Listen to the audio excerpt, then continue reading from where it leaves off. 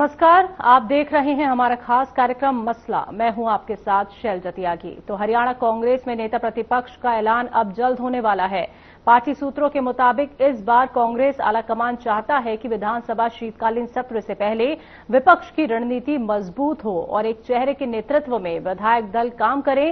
कांग्रेस ने हाल ही में कई दौरों की बैठक की और वरिष्ठ नेताओं से राय भी ली है। सूत्र बताते हैं कि हाईकमान ने संभावित नामों पर चर्चा पूरी कर ली है और अब औपचारिक घोषणा कभी भी हो सकती है। माना जा रहा है कि नया नेता प्रतिपक्ष न केवल विधानसभा के शीतकालीन सत्र में सरकार को घेरने का काम करेगा, बल्कि 2019 के चुनाव तक संगठन को मजबूत करने में भी अहम भूमिका निभाएगा। तो वहीं कांग्रेस विधायकों और कार्यकर्ताओं में ये उत्सुकता है कि आखिरकार इस अहम पद पर पार्टी किस नेता को मौका देती है। लेकिन सवाल ये बना हुआ है कि कांग्रेस इस बार भी भूपेंद्र सिंह हुड्डा को नेता प्रतिपक्ष की कमान देगी या फिर किसी और चेहरे पर भरोसा किया जाएगा, और अगर किसी और चेहरे को नेता प्रतिपक्ष बनाया जाता है तो क्या हुड्डा इस पर अपनी सहमति देंगे।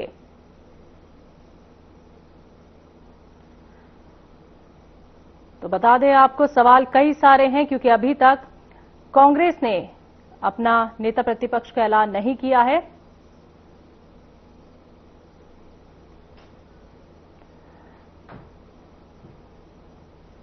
तो इसी पर बात करने के लिए हमारे साथ हमारे दो गेस्ट मौजूद हैं। रामराजी शर्मा, प्रवक्ता बीजेपी, योगेश सिहाग, प्रवक्ता कांग्रेस। आप दोनों का बहुत बहुत स्वागत है, आपने अपना वक्त हमें दिया। तो योगेश सिहाग जी, सबसे पहले मैं आप ही से सवाल करना चाहूंगी, कांग्रेस में नेता प्रतिपक्ष का अभी तक ऐलान नहीं हुआ है, इतना इंतजार आखिरकार क्यों करवाया जा रहा है? ऐसी कौन सी चर्चा हो रही है, विचार विमर्श हो रहा है, क्योंकि बैठकों का दौर तो लगातार जारी है। सबसे पहले आपके माध्यम से सभी दर्शकों को और शर्मा जी को प्यार भरी राम राम नमस्कार। और देखिए शैलजा जी, ये कोई बड़ा मुद्दा नहीं है। मुद्दा जो है आज के दिन जो हरियाणा के जो हालात हैं, जो सैनी साहब की सरकार, नायब सैनी जी की सरकार हरियाणा में पूरी तरह से लगभग 1 साल का समय हो गया है। इन्होंने तो खट्टर साहब को भी ठीक करवा दिया। तो मैं समझता हूँ, देखिए सिर्फ एक चुटकुलेबाजी की सरकार बन के रह गई है। फ्लड आई हरियाणा में, वो प्रधानमंत्री जी से हरियाणा के हितों की पैरवी नहीं कर सके मुख्यमंत्री जी। तो और ये बहुत ही चिंता का विषय है। बेरोजगारी में हरियाणा नंबर 1 बना दिया इन्होंने, युवाओं को रोजगार नहीं देना चाहते। और जो SKRN के माध्यम से कच्ची नौकरियां, मतलब इन्होंने एक और नया सिगुप्पा शुरू कर दिया है शैलजा जी, जॉब गारंटी, कि आपको ये गारंटी दे रहे हैं कि 58 साल तक हम रेगुलर भर्ती नहीं करेंगे, कच्चा समान काम समान वेतन नहीं देंगे। एक वही इम्प्लॉइज 20 हजार रुपए तनख्वाह ले रहे हैं और रेगुलर वो 2 लाख रुपए 1.5 लाख रुपए सैलरी ले रहे हैं। तो ये डिस्क्रिमिनेशन जो है वो नए युवाओं को रोजगार के लिए सरकार मौका नहीं देना चाहती। और देखिए कांग्रेस पार्टी हर मुकाम पे जब भी पिछले 1 साल के दौरान जो नाकामियां रही है सरकार की, सड़क से लेके विधानसभा संसद तक, चाहे जो SYL के पानी को लेकर हमारे सभी सांसद मिले और हमने ये मांग रखी कि प्रधानमंत्री जी से मिलके हमें समय लेना चाहिए, परंतु उसमें भाजपा कोई भी इनिशिएटिव नहीं कर पाई, मतलब कुछ सीरियस नहीं नजर आई। तो आप देखिए कि आज जो विपक्ष की बात है, ठीक है हमारा कुछ समय लगा है ज्यादा, परंतु हमने उसके साथ साथ जो भारतीय जनता पार्टी दुष्प्रचार करती थी कि इनसे 11 साल में संगठन नहीं बना, ये संगठन नहीं बना पाएंगे।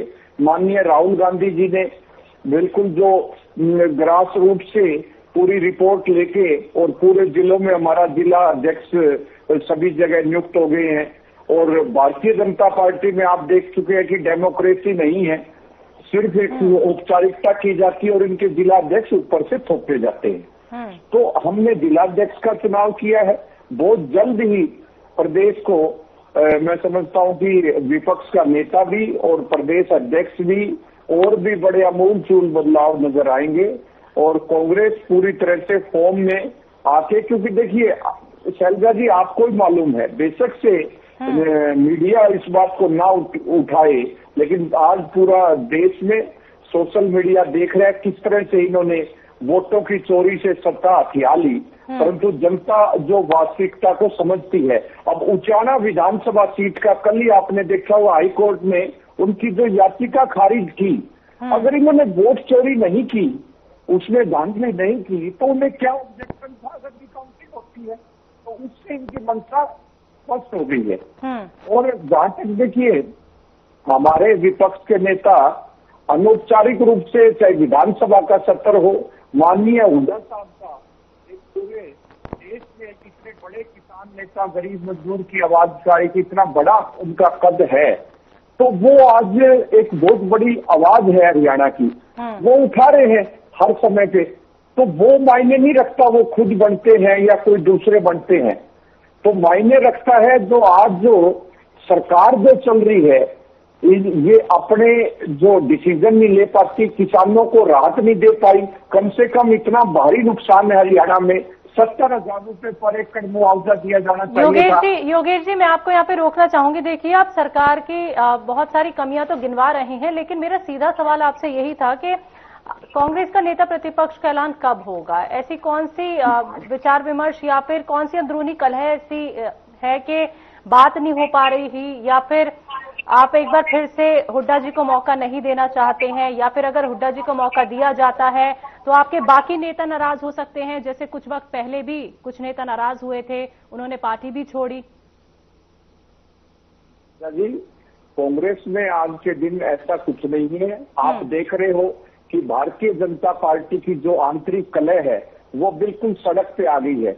माननीय अनिल विज जी, आप देख रहे हो कि नंबर 2 के मंत्री है, किस तरह से उन्होंने अपनी पीड़ा जाहिर की है कि मेरे पैरेलल अम्बाड़ा में इन्होंने मुख्यमंत्री के इशारे पे अपैरेलल पार्टी चलाई जा रही है, और उन्हें पार्टी नोटिस तक दे चुकी थी। कांग्रेस में ऐसी स्थिति नहीं है, कांग्रेस में आंतरिक लोकतंत्र है, उन्होंने अपनी बात रखते हैं। लेकिन यहाँ जो विज साहब की जो अनदेखी पार्टी सरेआम कर रही है उनकी सीनियरिटी की, उसका हमें अफसोस भी है और पीड़ा भी है, और वो प्रदेश की जनता अच्छी तरह समझती है। आज इनकी गुटबाजी पूरा प्रदेश देख रहा है, और मैं तो आपके माध्यम से भी अपील करता हूँ, इनकी जो इतनी भारी गुटबाजी है वो जनता में एक्सपोज बेशक से मीडिया ना उठाए, लेकिन आज सोशल मीडिया में इन्होंने किस तरह से मंत्री पद अपना ट्विटर हैंडल से वो हटाया, अकेला अनिल विज नाम उन्होंने मुनासिब समझा लिखना, तो ये इसके बड़ी और क्या गुटबाजी हो। कांग्रेस पार्टी में ठीक है, हमारा परिवार बहुत बड़ा है, और हमारे परिवार में से इन्होंने एक और मैंने देखिए, मैं ये ऐसी बात नहीं है, मैं स्पष्टवादी प्रवक्ता हूं, और मैंने इनका एक सिस्टम और देखा है। शर्मा जी जैसे बेचारे जो इतना मतलब गले में पटका डाल के इतनी डेडिकेटेड जो कार्यकर्ता आते हैं, उन्हें जब कुछ नहीं मिलता तो हमें पीड़ा होती है। अब ये जो नए नए लोगों को इंपोर्ट करते ही, और किस तरह से धन बल से जो लोग आगे आते हैं उन्हें पद और जिम्मेदारी जो देती है ये पार्टी, और नए लोगों को इंपोर्ट करके टिकटें उनको देती है। अब क्या इनके पास, अब हम मान लेते हैं कि पार्टी बहुत मजबूत है और अब ये है, तो ये अपने लोगों को मौका क्यों नहीं देती? अब शर्मा जी क्या चुनाव लड़ने में सक्षम नहीं थे? अच्छा, मैं रामराजी शर्मा जी से ही सवाल कर लेती हूँ। जी योगेश जी, जो बात बोल रहे हैं रामराजी शर्मा जी, क्या बोलेंगे आप इस पे? कितने सहमत हैं? और वैसे भी इन्होंने कह दिया है कि कांग्रेस में नेता प्रतिपक्ष अभी तक हमने अगर नहीं चुना है तो ये कोई बड़ा मुद्दा नहीं है। देखो, मैं आपको बताना चाहूंगा, हमारी पार्टी विश्व में सबसे बड़ी पार्टी है, विश्व में सबसे बड़ा संगठन है, और अनुशासन के अनुसार ही इतना बड़ा संगठन चल पाता है। हमारी पार्टी में अनुशासन सर्वोपरि है, और जहां तक आदरणीय विज साहब की बात है, हमारे मित्र ने बताया, तो विज साहब की कोई नाराजगी नहीं है, वो हमारे सम्मानीय हैं, पहले भी थे, आज भी हैं, और वो कंधे से कंधा मिलाकर माननीय मुख्यमंत्री जी के साथ में काम कर रहे हैं, और कल परसों मिले भी थे, और उन्होंने कहा भाई मेरी कोई नाराजगी नहीं है, मेरे सीएम साहब छोटे भाई की तरह हैं, और मैं इनको अपना नेता मानता हूं। शुरू से वो ये बात कह रहे हैं। और रही बात इनकी पार्टी की, मैं बता रहा हूं, इनकी पार्टी में नेता प्रतिपक्ष क्यों नहीं चुना जा रहा है? इनकी पार्टी में लट बज रहा है। पहले तो भूपेंद्र जी हुड्डा जी को लगभग फाइनल सही कर दिया था, फिर उसके बाद में और एमएलए नाराज हो गए, फिर डॉक्टर रघुवीर कादियान जी का नाम आया, फिर दूसरे एमएलए नाराज हो गए। तो इनकी कांग्रेस में कई कांग्रेस हैं, कई चौधरी भूपेंद्र हुड्डा जी कांग्रेस है, कई चौधरी वीरेंद्र सिंह कांग्रेस है, कहीं शैलजा बहन जी कांग्रेस है, कहीं रणदीप सुरजेवाला कांग्रेस है, कहीं कैप्टन अजय यादव कांग्रेस है। तो इनका तो भगवान ही मालिक है। अब इनका रोहतक का जिलाध्यक्ष है। जब एमएलए बीबी बत्रा है रोहतक से, वो वहां बैठे थे इनके कार्यालय में, जिला कार्यालय रोहतक में, तो उन्होंने अपने साथ वाली कुर्सी पर जिलाध्यक्ष को नहीं बैठने दिया। और उसके बाद वो पीछे पीछे भाग गया, मनाने के लिए वो गाड़ी में बैठ के गया। और अभी ताजा मैं घटना बता देता हूं, कल परसों शमशेर गोगी का जन्मदिन था और उस पर बधाई देने के लिए और नेता भी जा रहे थे। और शमशेर गोगी वही शमशेर गोगी हैं जो ये कहते हैं कि भाई मैं तो भूपेंद्र हुड्डा न आया हूं, सर हम स्टेटमेंट देते हैं। और शैलजा बहन जी भी वहां जा रखी थी, कुलदीप शर्मा भी जा रखे थे, चौधरी वीरेंद्र सिंह भी जा रखे थे। जो चौधरी वीरेंद्र सिंह ने कहा भाई कुलदीप तू कितना बड़ा हो गया, कै साल का हो गया? तो उन्होंने कहा भाई लगभग बराबर सी उम्र, 1-1.5 साल छोटे हैं। और फिर बोले तू भी मेरे जैसा हो गया, तू भी गया। और बोला भाई भूपेंद्र हुड्डा भी गया, 1.5-2 साल छोटा, मेरे तो भूपेंद्र हुड्डा है, वो भी गया। तो शैलजा बहन जी मेरे से 10 साल छोटी है, वह शैलजा बहन जी का आगे बहुत समय है। तो मेरा मतलब ये है, उनका इशारा ये था अब भाई आगे सारे शैलजा बहन जी के साथ लग जाओ और ये छोड़ के भूपेंद्र हुड्डा गुट को सारे इसके जो नेता हैं वो बाज के, कुलदीप शर्मा हो और हो, वो सारे शैलजा बहन जी के साथ लग रहे हैं। नया इनके यहाँ नया समीकरण बैठा है। वैसे तो इनका इंटरनल मैटर है, हमारा तो कोई फर्क पड़ने वाला नहीं है। और जिस तरह से देवतुल्य जनता जनार्दन ने हमारे को आशीर्वाद दिया और उनके आशीर्वाद से तीसरी बार केंद्र में हमारी सरकार बनी, विश्व के सबसे लोकप्रिय और ताकतवर प्रधानमंत्री आदरणीय नरेंद्र मोदी जी तीसरी बार प्रधानमंत्री बने, जिनकी अगुवाई में हमारा देश बहुत आगे बढ़ रहा है। रक्षा के क्षेत्र में हम आत्मनिर्भर होने जा रहे हैं। आर्थिक दृष्टि से हम चौथे पायदान पर आ गए हैं, बहुत जल्दी दूसरा तीसरा पायदान पाएंगे। और एक भव्य ऐतिहासिक राम मंदिर का निर्माण अयोध्या धाम में हुआ। धारा 370 और 35 से जम्मू कश्मीर से हटाई गई। वक्फ बोर्ड संशोधन बिल जो कानून बन गया है वो भी बड़ा ऐतिहासिक फैसला हुआ। ऐसे ही हरियाणा में भी डॉक्टर नायब सिंह सैनी जी दूसरी बार मुख्यमंत्री बने, तीसरी बार हमारी सरकार बनी, हरियाणा में जनता के आशीर्वाद से बनी और उनकी अगुवाई में हमारा प्रदेश बहुत आगे बढ़ रहा है।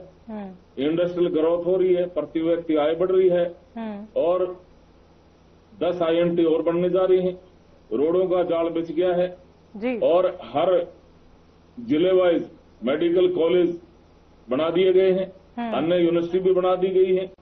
और हमारे जींद में जो कांग्रेस ने सबसे पिछड़ा क्षेत्र घोषित कर दिया था, क्योंकि ऐसा था रोहतक तक तो सारा सब कुछ ठीक था, लाखन माजरे से आगे तक तो रोड बन गया, लाखन माजरे तक तो आगे जींद शुरू हो जाता है जी। वहां गड्ढे कर करके छोड़ दिए, जैसे जींद पाकिस्तान में हो, वहां तक तो रोड बना दिया, उससे आगे जींद शुरू हो जाता है, वहां गड्ढे करके छोड़ दिए जी। अरे मेरे भाई ये रोहतक है क्या? पूरा हरियाणा आगे भी तो लोग बसते होंगे। नौकरियां इन्होंने रोहतक तक सीमित करी, आगे नौकरियां दी नहीं। वो कैसे? रामराजी शर्मा जी, यहाँ पे मैं आपको रोकना चाहूंगी, इस चर्चा को हम आगे बढ़ाएंगे, लेकिन वक्त हो चला एक छोटे से ब्रेक का, जल्द वापस लौटेंगे।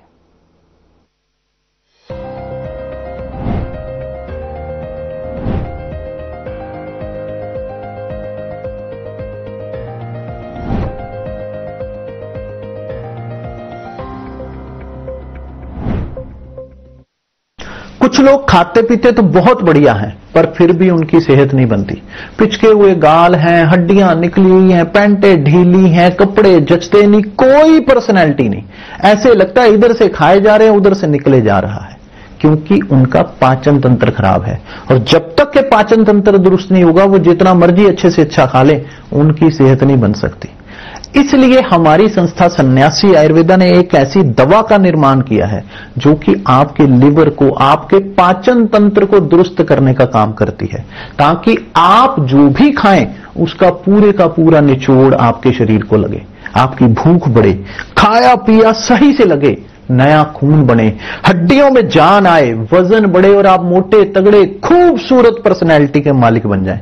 सिर्फ 699 रुपए की पूरे 1 महीने की दवा होती है और आप इसे घर बैठे 01145454545 पर फोन करके दवा मंगवा सकते हैं। क्या रंग खिला, क्या रूप सजा, मैंने ही नहीं दुनिया ने कहा।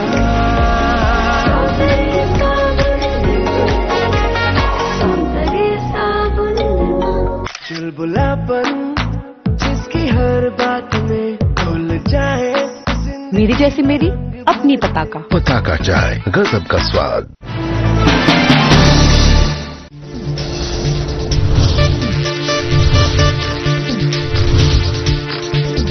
साधना इंस्टीट्यूट के छात्र हर साल नए नए जगहों पर, नए नए संस्थानों पर काम करने के लिए जाते हैं, उन्हें प्लेसमेंट मिलता है और साथ ही साथ वो संस्थानों का और साधना इंस्टीट्यूट का नाम भी रोशन करते हैं। तो अगर आप इलेक्ट्रॉनिक मीडिया, मास कम्युनिकेशन में अपना करियर बनाना चाहते हैं तो साधना इंस्टीट्यूट आपके लिए एक सबसे बढ़िया विकल्प है।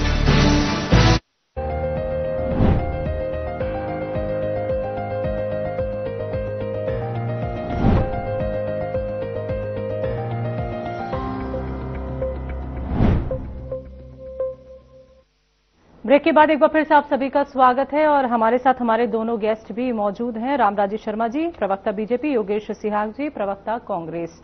तो योगेश जी, आपसे सवाल है मेरा। अब जैसा कि आपने कहा कि वक्त लग रहा है, बहुत जल्द ऐलान हो जाएगा उस नाम का भी जिसका बेसब्री से इंतजार किया जा रहा है कि कांग्रेस में नेता प्रतिपक्ष कौन होगा। लेकिन आपको नहीं लगता ये जो इतना लंबा वक्त निकल रहा है, जनता की आवाज कौन बनेगा? मतलब कहीं ना कहीं अब अंदरूनी कलह की भी बात देखिए, रामराजी शर्मा जी ने कही है कि कलह है तभी अभी तक विचार विमर्श पूरा नहीं हो पाया है। तो आपके नजरिए में जो बैठकें भी हुई थी तो किन के नाम सामने आ रहे हैं? कोई जानकारी आपके पास इसको लेके हो? शैलजा जी, मैं जहां तक समझता हूं ये कोई कलह का विषय नहीं है। ये एक पार्टी जो है इंटरनल, क्योंकि देखिए पार्टी में जो जिस तरह से एक सामाजिक संतुलन की बात होती है, क्योंकि कांग्रेस पार्टी एक सेकुलर पार्टी है, जिस तरह का कल्चर भारतीय जनता पार्टी में रहता है, इन्होंने विकास, रोजगार, शिक्षा, स्वास्थ्य, ये इनके पास, ये इनकी प्राथमिकता नहीं है। इनकी प्राथमिकता है लोगों को बांट के वोट लेना, किस तरह से एक मेजर कौम को हर स्टेट में डिवाइड एंड रूल की जो इनकी पॉलिसी है वो जनता ठीक है समझ रही है, परंतु इनका जो विजन है वो डेवलपमेंट का नहीं है। हमारा विजन है हर को साथ लेके चलने का। बेशक से हम सत्ता में रहें ना रहें, अगर हमें विपक्ष में रहने की जिम्मेदारी मिली है तो हम विपक्ष की आवाज बढ़कर काम कर रहे हैं। हमारे 37 के 37 विधायक, हर नेता मजबूती से जनता की आवाज को उठा रहे हैं। अब देखिए, ये भारतीय जनता पार्टी एक सेवा पखवाड़ा मनवा रही है मोदी जी के जन्मदिन पर। अब देखिए कितना अच्छा होता अगर भारतीय जनता पार्टी के नेता जनता के बीच में जो फ्लड से भारी जो हरियाणा में तबाही हुई है फसलों की, मकानों की, उनमें लोगों के बीच में, जनता के बीच में जाकर काम करते। अब हमारे तो सभी नेता जनता के बीच में, गांव में, जन जन के बीच में जाके उन्होंने पानी उतरवाने का काम किया है। हर जगह जो जनता की समस्याएं सुनी। अगर सरकार गंभीर होती तो ये हरियाणा में ये फ्लड जो प्राकृतिक आपदा नहीं, ये आपदा सरकार द्वारा तैयार की गई आपदा थी, क्योंकि इन्होंने, इनके जो अधिकारियों पे लगाम नहीं है सरकार की। मुख्यमंत्री जी खुद निर्णय लेने में सक्षम नहीं है। ये लोग संविधान का अपमान कर रहे हैं। जो संवैधानिक पद होता है मुख्यमंत्री की, एक गरिमा होती है, वो फाइल करने से पहले उस पे फ्लैग लगा होता है। जब मुख्यमंत्री जी के पास कोई फाइल आती है उस पे ये फ्लैग लगा होता है मैं इनकी फाइल की, मुझे कोई नहीं की पार्टी का नेता बता रहा था, प्रमुख नेता, कि हमारे तो फाइल पहले सुपरविजन होती है। जैसे इनके अलग अलग डिपार्टमेंट विभाग बटे हुए हैं, सीएलयू का काम देखता है अजय गोड, इसका जो इनके 2-4 लोग, जो इनकी जो फाइलें, मुख्यमंत्री को कोई अधिकार नहीं है, ये इन्होंने संविधान का अपमान किया हुआ है। तो हम तो ये भी मांग करते हैं, अगर आप इतने ही संविधान में, डेमोक्रेसी में विश्वास रखते हैं, मुख्यमंत्री जी को डम्मी क्यों बनाया हुआ है? हमें तो ये लगता है अगला जो आंदोलन हमें करना होगा, जो ओबीसी के साथ इन्होंने जो एक भद्दा मजाक किया है, उन्हें कोई शक्तियां नहीं दी काम करने की, उन पे फैसले थोपे जाते हैं शैलजा जी।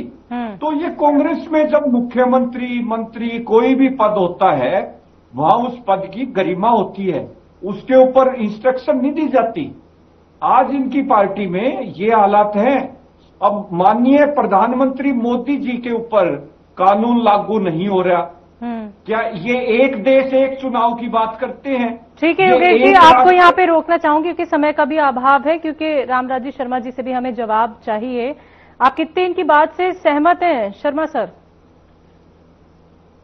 बताना चाहूंगा, साल के मोदी जी समाज की बात करी, रिटायर नहीं हुए, अडवाणी जी, योगेश जी रामराजी शर्मा जी की भी बात सुन लेते हैं। हमारे प्रधानमंत्री जी आते हैं।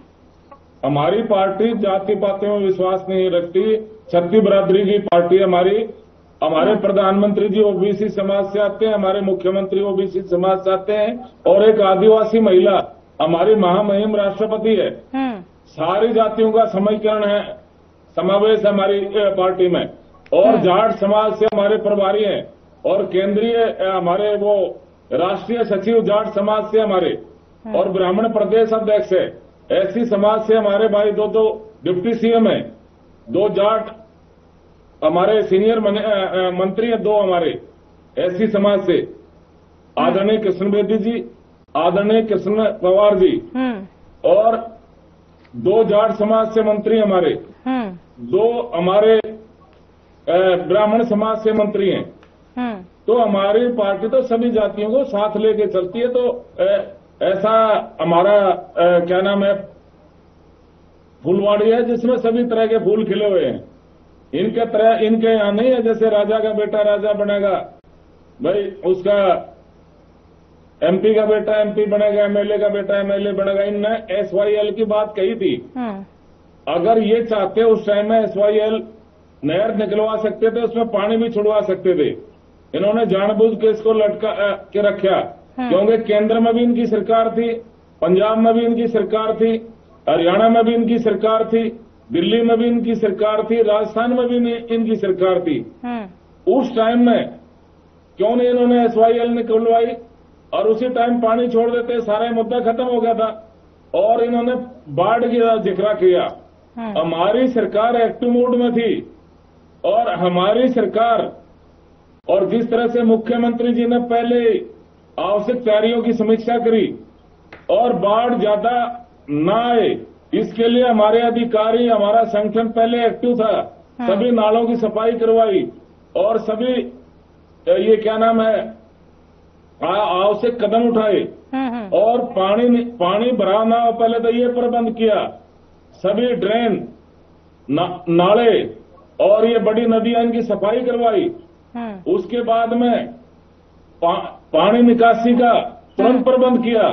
और मैं गर्व से कह सकता हूं हरियाणा में बहुत कम नुकसान है पंजाब के बजाय, और हिमाचल की बजाय, और जम्मू कश्मीर की बजाय। ये हमारी सरकार की वजह से हो पाया, क्योंकि हमारे मुख्यमंत्री जी खुद किसान के बेटे हैं और वो किसान की पीड़ा को बेहतर समझ सकते हैं, और इसलिए उन्होंने किसानी करी भी है, और वो किसान के बेटे भी, इसलिए किसान की पीड़ा को ज्यादा बेहतर समझ सकते हैं। और बाढ़ ग्रस्त क्षेत्रों में वो खुद उन्होंने दौरा किया, सभी MLAs की ड्यूटी ला दी, सभी MP की ड्यूटी ला दी, सभी मंत्रियों की ड्यूटी ला दी। और मैं योगेश भाई से पूछना चाह रहा हूं, राहुल गांधी कहां थे जब बाढ़ में यहाँ लोग मर रहे थे या परेशान थे? राहुल गांधी विदेश में मौज कर रहे थे। तो अब 2 दिन पहले, 1 दिन पहले आके पंजाब में ट्रैक्टर पर बैठ के वहां पे घुमाई करके अब फोटो खिंचवा के वायरल कर रहे हैं। अरे मेरे भाई, थोड़ा सा ध्यान रखो। हमारा संगठन, हमारे मंत्री, हमारे MLA, MP और सारा संगठन, माननीय मुख्यमंत्री सब बाढ़ग्रस्त क्षेत्रों में थे और लोगों की सेवा में लीन थे। मुख्यमंत्री जी के एक आग्रह पे मुआवजा क्यों नहीं दिया? संगठन 70,000 रुपये मुआवजा दीजिए शर्मा जी। जी, आप दोनों का बहुत बहुत शुक्रिया। रामराज जी, शर्मा जी, योगेश सिहाग जी। वक्त की कमी होने की वजह से हमें यहीं पे ही विराम लगाना है प्रोग्राम में, नहीं तो चर्चा तो काफी सारी हो सकती है इसको लेके। सवाल अभी भी यही बना हुआ है कि कांग्रेस में नेता प्रतिपक्ष हरियाणा में कौन होगा, क्योंकि कयास लगाए जा रहे हैं कि भूपेंद्र हुड्डा का नाम सामने आ सकता है, लेकिन मंथन चल रहा है, विचार चल रहे हैं अभी कांग्रेस पार्टी में। तो देखने वाली बात यह होगी कि आने वाले समय में कौन कांग्रेस में नेता प्रतिपक्ष का नेता होगा। तो आज के इस प्रोग्राम में बस इतना ही। मुझे दीजिए इजाजत। नमस्कार।